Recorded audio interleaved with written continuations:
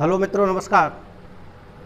पिछली वीडियो में कल वाली में हमने श्रेणी क्रम समांतर क्रम से संबंधित सवाल देखे थे, उनके तुल्य प्रतिरोधों के सूत्र की स्थापनाएं की थी। उसी चैप्टर से आज एक और नया टॉपिक लेकर आज का नया टॉपिक है उसी चैप्टर से विद्युत धारा का ऊष्मीय प्रभाव या जूल का तापन नियम।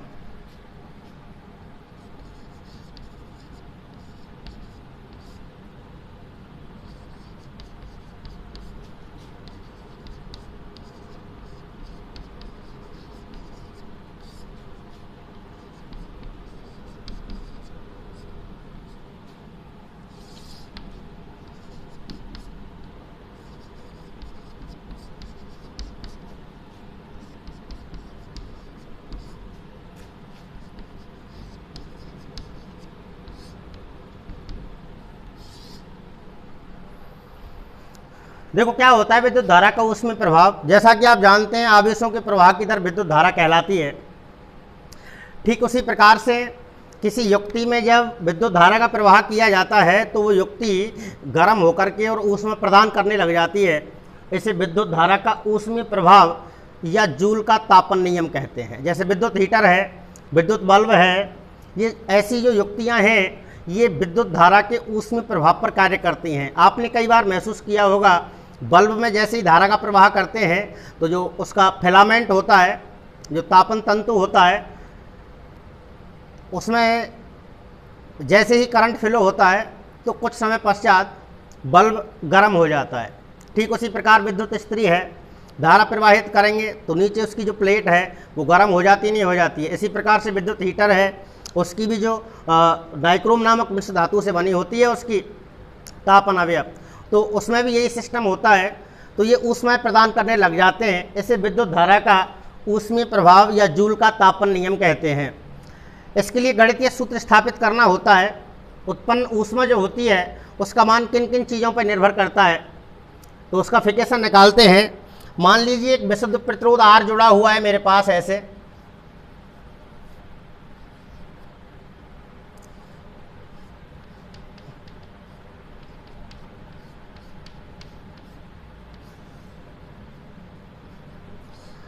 तो देखो ये बैटरी जो है, इस बैटरी के द्वारा और इस प्रतिरोध तक आवेश को पहुंचाना है, तो पहुंचाने के लिए ये बैटरी कार्य करेगी।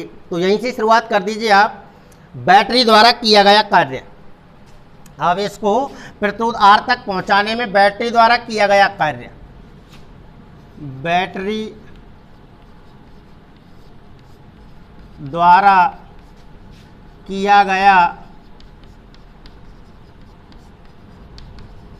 कार्य को W से व्यक्त करते हैं। W बराबर VQ। कैसे आया VQ? क्योंकि आप जानते हैं V बराबर W अपॉन Q। इसमें से W को बाहर कर दिया तो W बराबर क्या फॉर्मेट बना? VQ। अब इन दोनों के मान लिखने अपन को, V का भी और Q का भी, बराबर V इंटू IT। यह IT कैसे आया? चूँकि I बराबर क्या होता है? Q बटे T। I बराबर Q बटे T। तो इसमें से हमने क्या निकाला है? Q। Q को बाहर कर दिया तो Q बराबर क्या बन गया? I into T। तो I इंटू T।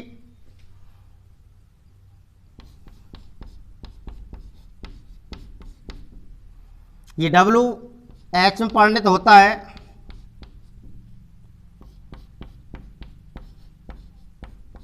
ओम का नियम लगा दो। ओम के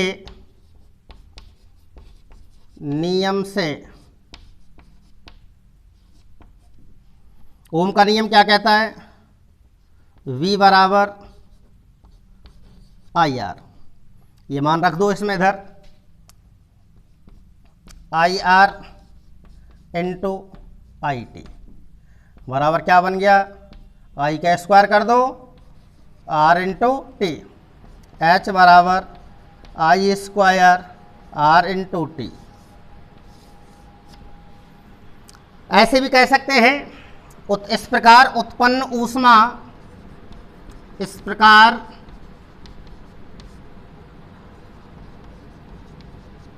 उत्पन्न ऊष्मा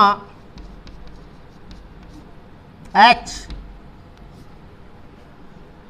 धारा के वर्ग के अनुक्रमानुपाती,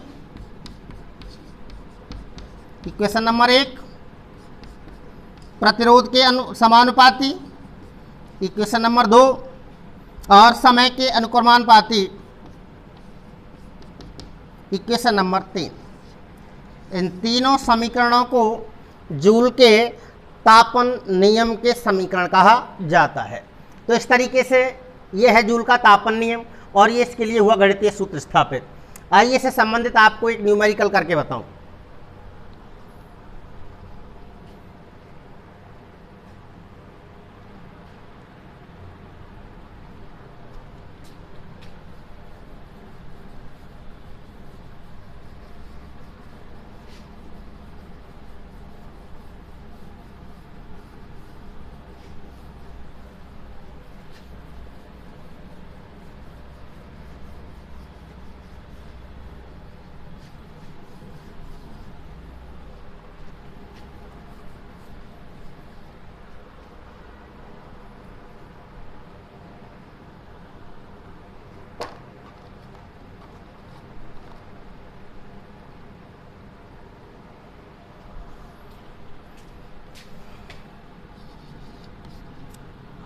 एक 4 ओम प्रतिरोधक से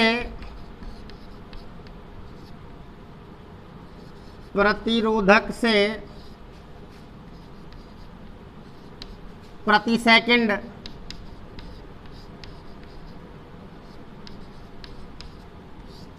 100 जूल ऊष्मा उत्पन्न हो रही है।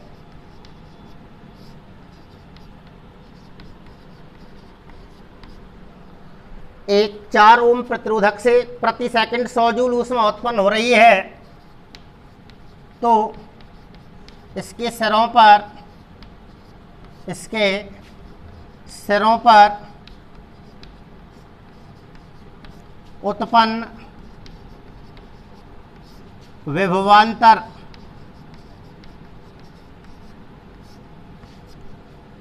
का मान ज्ञात कीजिए।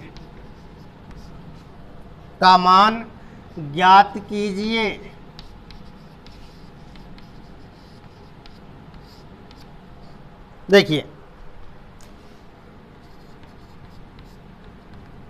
फॉर्मेट वही बनाओ, क्या दे रखा है आपके लिए, क्या वो आपसे पूछना चाहता है।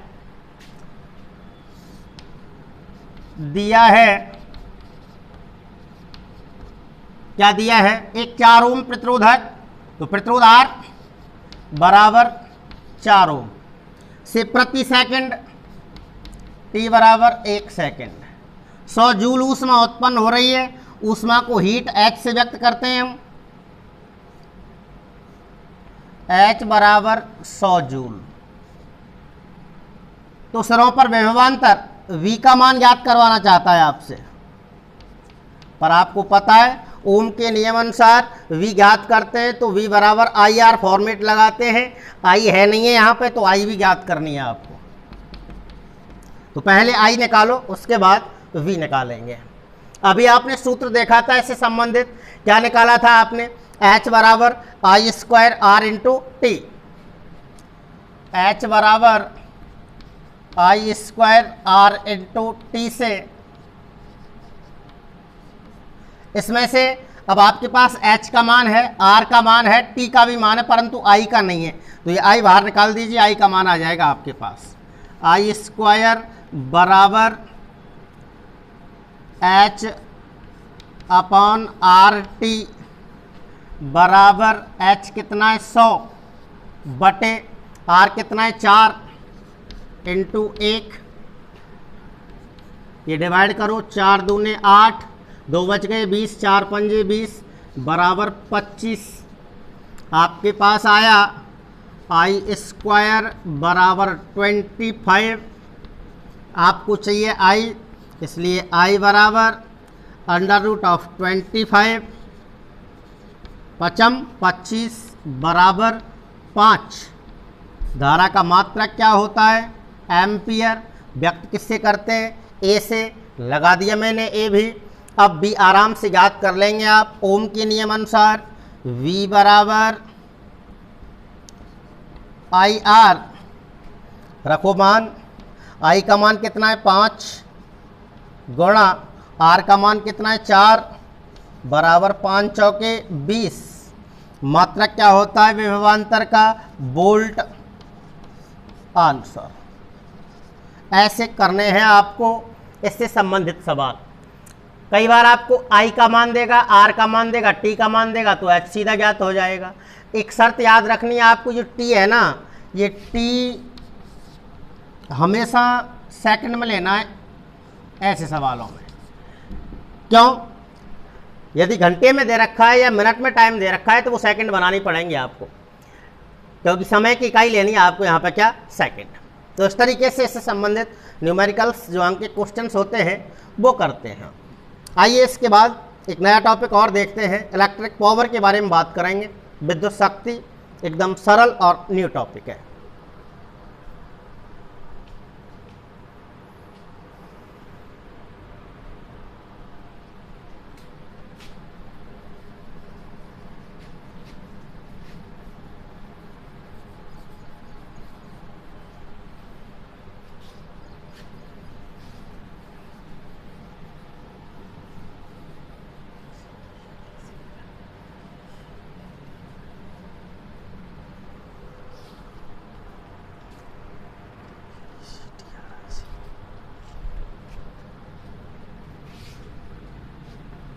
पहले शक्ति के बारे में जानिए। पावर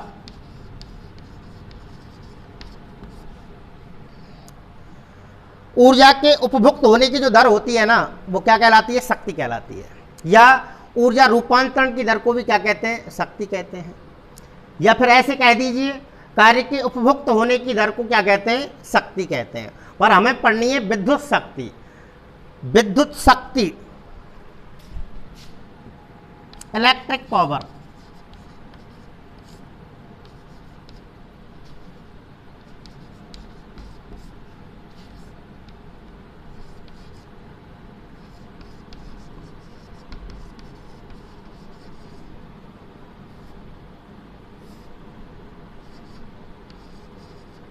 इलेक्ट्रिक पावर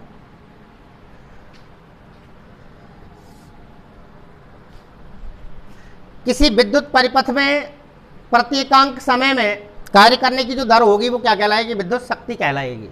किसी विद्युत परिपथ में प्रत्येकांक समय में किया गया कार्य जो होता है वो क्या कहलाएगा? विद्युत शक्ति कहलाएगा।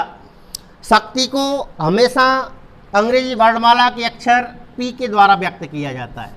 अंग्रेजी वर्णमाला के अक्षर P के द्वारा व्यक्त करते हैं शक्ति को। ठीक है, तो अभी मैं बता रहा हूँ आपके लिए, शक्ति, विद्युत शक्ति बराबर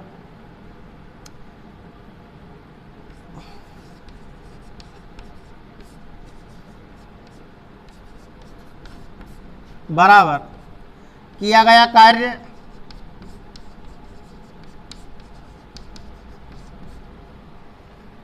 बटे लिया गया समय।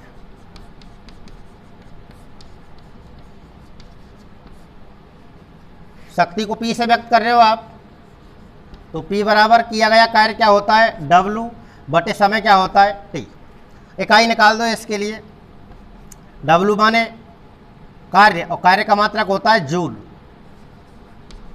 बटे समय की इकाई सेकंड, जूल बटे सेकंड, या J बटे S, इसको बोलते हैं वाट, व्यक्त करते हैं W से। ये शक्ति का छोटा मात्रक होता है क्या? वाट। जेम्स वाट के सम्मान में रखा गया था शक्ति का मात्रक वाट।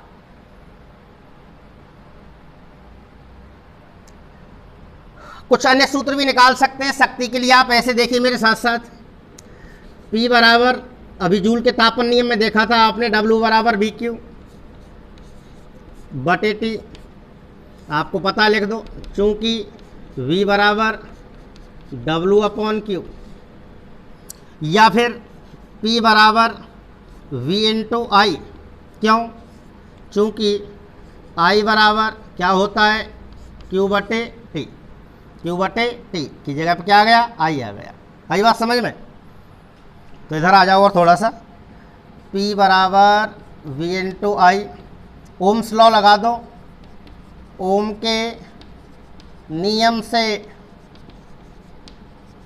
ओम का नियम क्या कहता है, V बराबर आई आर, ये आई आर जमा दो इसमें, बराबर आई आर इंटू आई, तो P बराबर V square, sorry I square into R. ये और एक और सूत्र हुआ शक्ति के लिए। तो ऐसे ये है शक्ति के अन्य सूत्र। कुछ छोटा मात्रक निकाला मैंने वाट। आइए कुछ अन्य मात्रकों के बारे में बताऊं। जैसे संबंधित न्यूमेरिकल्स जो होते हैं वो किस प्रकार किए जाते हैं।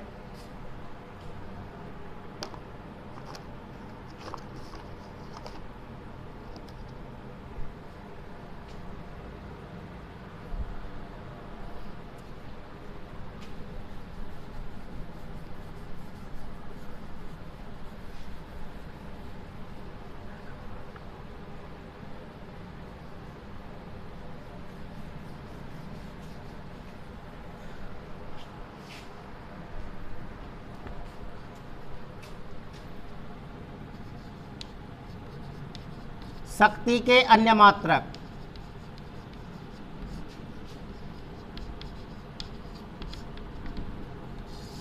देखो क्या मात्रक है शक्ति के अलग।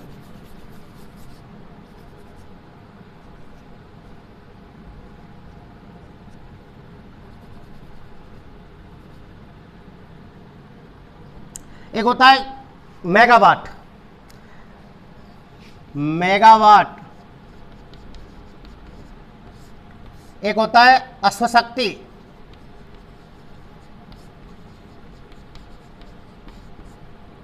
इसको बोलते हैं एचपी, हॉर्स पावर। 1 एचपी बराबर 746 वाट। एक एचपी जो होता है, एक हॉर्स पावर जो होती है अपनी, उसमें कितने वाट होते हैं, 740 वाट होते हैं। लेकिन ऊर्जा का जो बड़ा और व्यावहारिक मात्रक काम में लाया जाता है उसको बोलते हैं अपन क्या, KWH। KWH का मतलब हुआ किलो वाट घंटा, किलो वाट घंटा। अब यदि आपसे पूछ लिया जाए कि एक KWH से आपका क्या तात्पर्य है, what do you means of 1 KWH, तो देखो सीधा अर्थ है इसका, 1 किलोवाट की किसी युक्ति को 1 घंटे तक प्रचालित करने में, प्रचालित का मतलब है उपयोग करने में खर्च ऊर्जा क्या कहलाती है, 1 KWH कहलाती है। 1 किलोवाट की किसी युक्ति को 1 घंटे तक प्रचालित करने में खर्च ऊर्जा 1 KWH कहलाती है। इसको साधारण बोलचाल की भाषा में यूनिट भी कहते हैं। क्या कहते हैं, यूनिट। अपने घरों में जो विद्युत मापी लगा होता है मीटर, उसमें KWH में ही यूनिट बनती हैं, या KWH कह दो या यूनिट कह दो। हम जो भुगतान करते हैं बिजली का बिल का जो भुगतान करते हैं वो यूनिटों के हिसाब से किया जाता है, KWH के हिसाब से किया जाता है। तो चाहे तो यूनिट कह सकते हो सामान्य बोलचाल की भाषा में, इसी को किलोवाट घंटा कहते हैं। ये देख लीजिए आप, 1 KWH कितने वाट के बराबर होता है। तो 1 KWH बराबर, पता है आपको 1 किलोवाट में कितने वाट होते हैं, 1000। कितने वाट होते हैं, 1000 वाट होते हैं। ऐसे लिख सकते हैं आप, गुणा 1 घंटे में मिनट कितनी होती है, 60।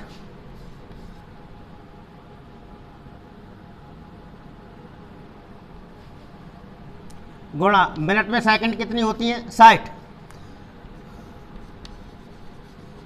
गुणा 60 गुणा 60, सॉरी 3600 कर दो इसको। 36 को नीचे ले आओ इधर, 10 की गिनती गिनो, पावर 1 2 3 4 5, यहाँ पॉइंट और लगा दूँ तो 6 हो जाएंगी, 10 टू द पावर 6। वाट। तो 1 kWh में कितने वाट होंगे? 3.6 गुणा 10⁶ ये आया, 1-2 बार आ भी चुका है परीक्षा में। अब देखिए इससे संबंधित जो सवाल आते हैं वो बिल्कुल सीधे फॉर्मेट के आते हैं, एकदम सिंपल सवाल पूछता है। आइए मैं करके बताऊं 1-2 आपको।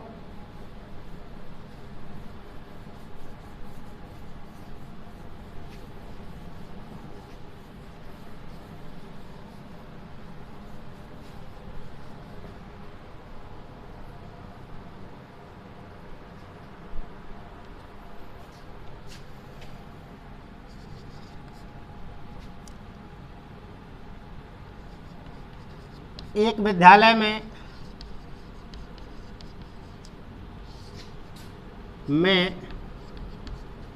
5 कमरे हैं।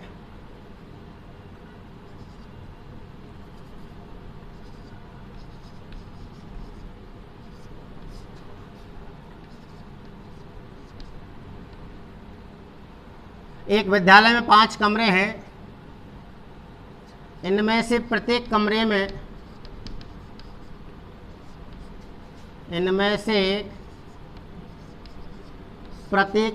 में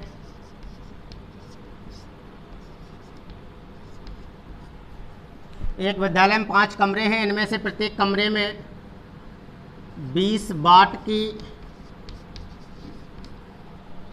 2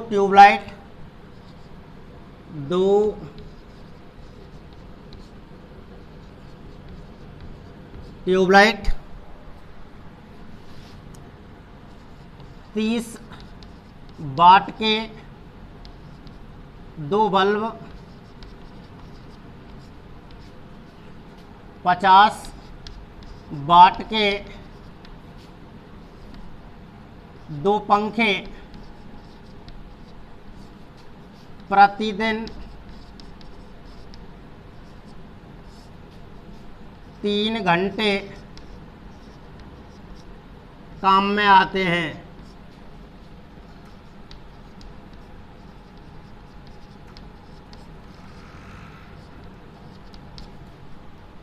तो 30 दिनों में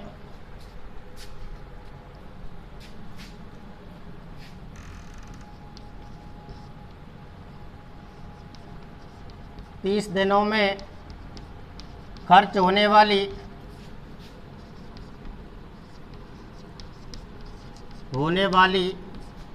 विद्युत ऊर्जा का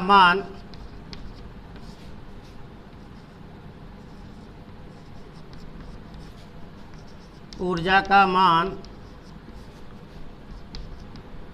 kWh में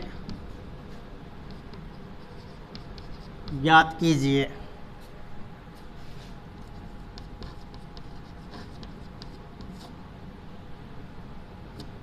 देखिए कैसे करेंगे।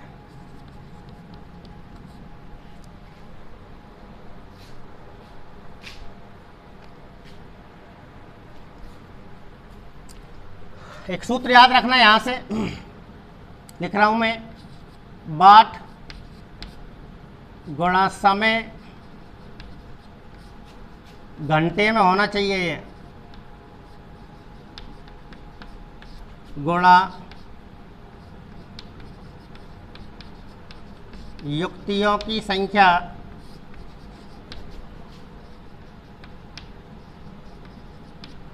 गुणा दिनों की संख्या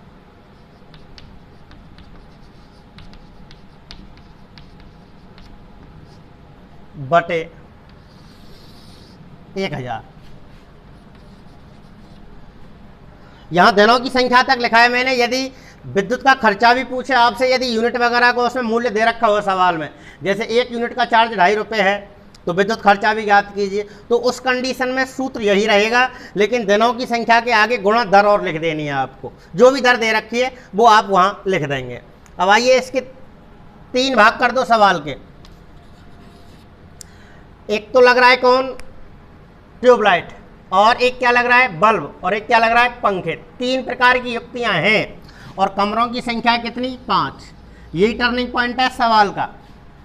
कमरे 5 हैं, प्रत्येक कमरे में 20 वाट की 2 ट्यूबलाइट हैं। ट्यूबलाइटों की संख्या 2 नहीं है, अब कमरों से लगाई जाएगी। कमरे कितने? 5, और प्रत्येक कमरे में 2 ट्यूबलाइटें हैं, तो फिर ट्यूबलाइटों की संख्या कितनी हो गई? 10। इसी प्रकार से 30 वाट के 2 बल्ब हैं, तो बल्बों की संख्या भी कितनी हुई? 10। इसी प्रकार से 50 वाट के पंखे भी कितने हैं? 2 हैं, तो इनकी भी संख्या कितनी हुई? 10 हुई। ठीक है, तो देखिए पहले निकाल दो आप ट्यूबलाइट का KWH निकाल दीजिए। ठीक है ना, तो वाट कितना है ट्यूबलाइट का?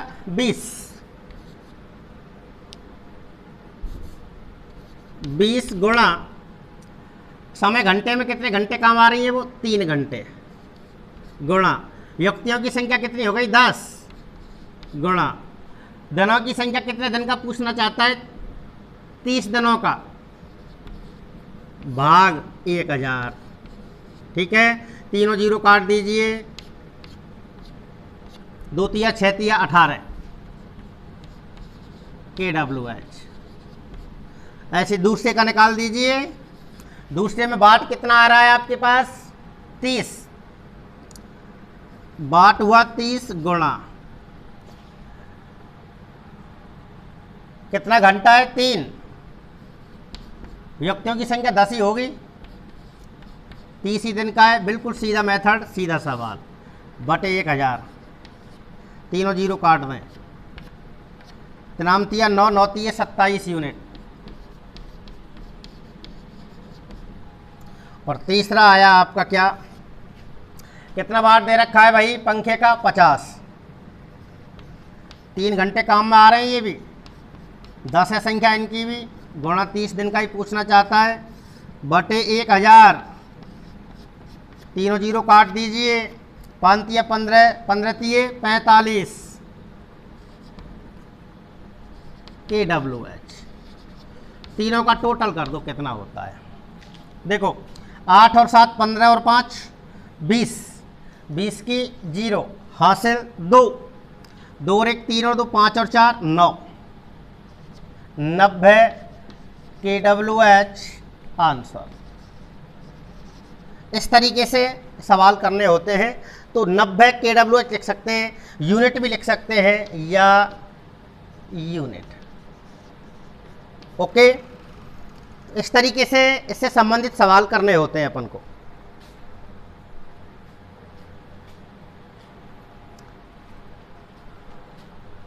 एक फिर सीधा तरीका और है इसको करने का, ऐसे भी कर सकते हैं, याद रखना आप 90 यूनिट आई हैं।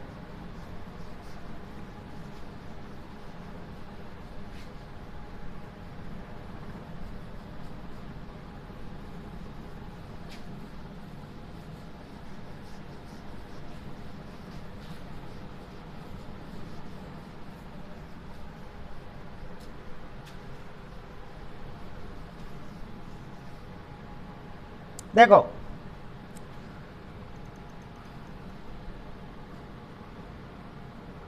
दूसरा सवाल ही कर रहा हूं, चलो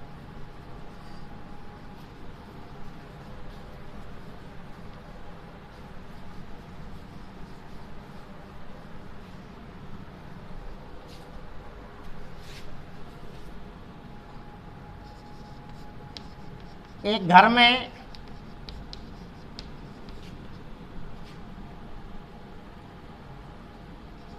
50 वाट की एक निमज्जन छड़,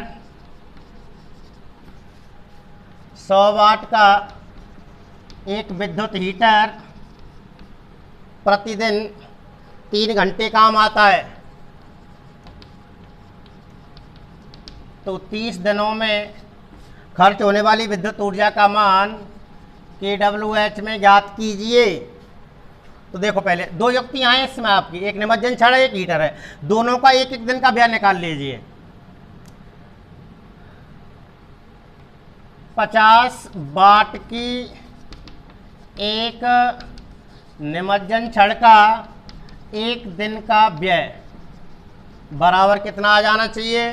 50 गुणा 3 घंटे काम आ रही है वो, तो 5 तिया 15, 150 वाट। ऐसे हीटर का निकाल दो, 100 वाट के एक हीटर का एक दिन का व्यय बराबर कितना आया? 300 वाट। एक दिन का कुल विद्युत व्यय निकाल दो। एक दिन का कुल व्यय बराबर क्या आ जाएगा, 150 प्लस 300 बराबर कितना हुआ, 450 वाट। आपसे पूछा कितने दिन का गया है, 30 दिन का। क्योंकि जब एक दिन का कितना है 450, तो 30 दिनों का कितना हो जाएगा, 450 इंटू 30। एक और एक 2, दोनों जीरो आ गई। 3 पंजे 15 की 5,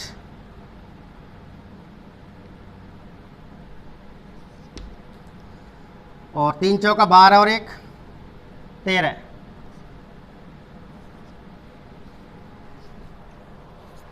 13,500 बटे। अब ये तो आया है आपका पूरा वाट में अभी, ठीक है ना। और वो पूछना किस में चाहता है आपसे, KWH में पूछना चाहता है। तो आपको पता है एक KWH में कितने वाट होते हैं, 1000 वाट होते हैं। या फिर बदल दो इसको, 13,500 बटे 1000, ये दोनों जीरो कटी जाएंगे, एक अंक छोड़ के दशमलव लगा दो, 13.5 यूनिट, या KWH लिख सकते हैं। इस तरीके से इनके सवाल करने होते हैं। ओके।